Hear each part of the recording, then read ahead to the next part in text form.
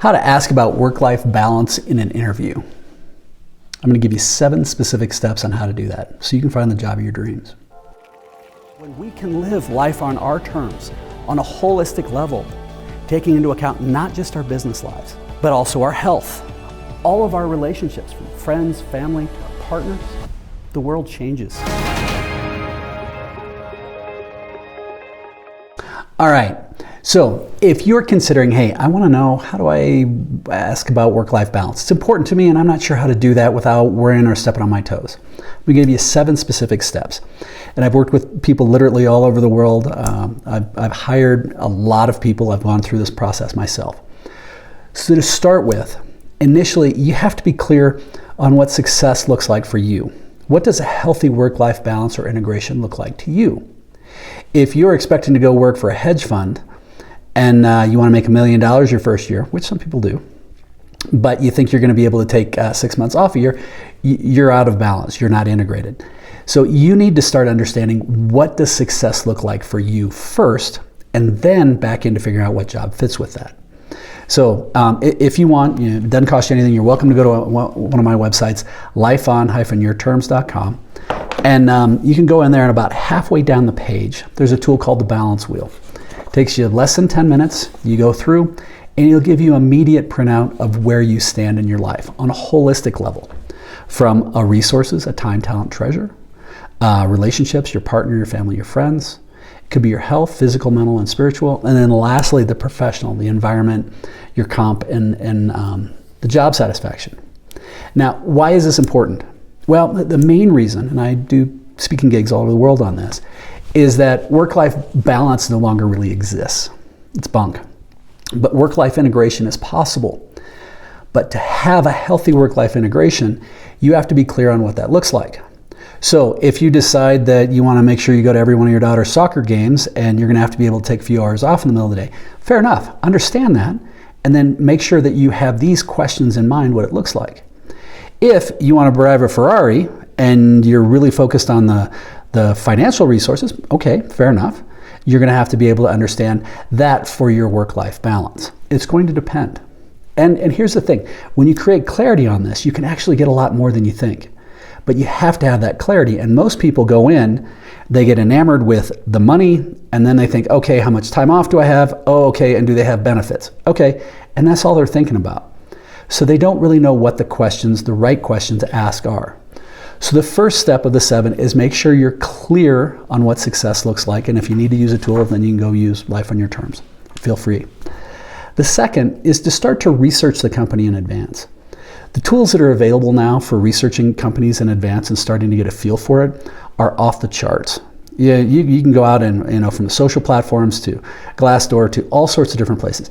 You can research and research and research. Go to LinkedIn and find somebody who's already working there. Call them and talk to them and see what they're saying. You may choose that you don't even want to go to it, but ideally you're going to have a fairly close fit when you decide, yes, number 3, I want to interview them. So first, define success for yourself. Second, research. Third, and this is simple, but it's not, particularly for the younger people, remember you're interviewing them. That interview is a 2-way process. Most people say, oh, I went to an interview, as if they're only a participant and maybe that person will hire me or fire me. They will sense that. If you go with the intention of, no, I'm here to interview you to see if this is a company I want to work for. I understand you're interviewing me, but it's a 2-way street. This is going to be a dance. This is a relationship that we're establishing. So having that mind shift that you're going to interview them. The 4th thing is thinking about when you're interviewing them, think about culture fit. Are these people who share your values, share who you are, things that are important to you? If they don't, it doesn't mean they're bad people. But what it does mean is you're less likely to enjoy the job that you're going to be at, and you probably aren't going to be as good. So look for those places that share culture fit, that share values with you, and have questions that you can ask about that to see how they fit and how they react. Because particularly for the younger millennials and the Zs, I think they're the hardest working generation we've seen ever. I get in arguments with old guys like me. But if the millennials and the Zs have a clear If they like the values, if they buy into the vision of the company, they understand where they're going, the hardest working people we've seen. If they don't, and you ask them, hey, I just want you to stick around and you'll get a paycheck, kid, and in 20 years you can be partner, they won't last a week. They'll bounce out almost immediately. So really look at culture fit. How do you fit in alignment with who they are and what are the vision and where do they want to take it? And if they don't have those things, maybe that's important to you, maybe it isn't.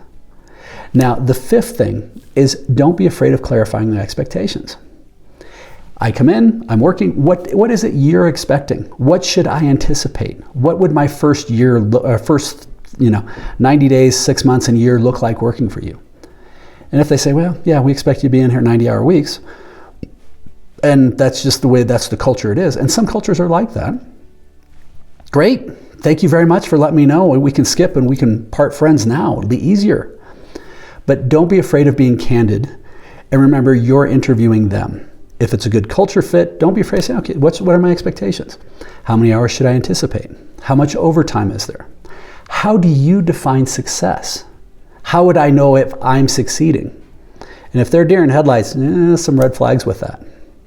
All right, so then the last thing is, as you go through, say, great, I think this is a good fit. Everything's here. I would love to talk to some existing employees. Can I talk to a couple of other people who I may be working with? And don't be afraid of interviewing them and asking, hey, just like they're going to ask for references on you, you want to ask for references on the business. And if they say no, then okay, fair enough, I'm not comfortable. But if they're like, okay, yeah, let me introduce you to Joe and Jane and okay, we're off to the races. But when you do this, it's really going to allow you to start having the conversation about work-life balance in that interview. So again, the 7 primary steps. Number 1, defining success on your terms. If you need to, use the balance wheel. But you have to figure out what a good looks like before you go in and do it. Second, research the company in advance. A lot of tools to do that. Third, shift your thinking to where I'm interviewing them. They're not just interviewing me. It's a two-way conversation. Fourth, explore if you're a good culture fit. Values, vision, direction. Fifth, what are the clarity of the expectations? What are you expecting from me? How will I know I'm successful? How many hours should I be anticipating? How much time off do we get? Sixth, don't be afraid of asking. And 7, interview them. Say, who else can I talk to on the team?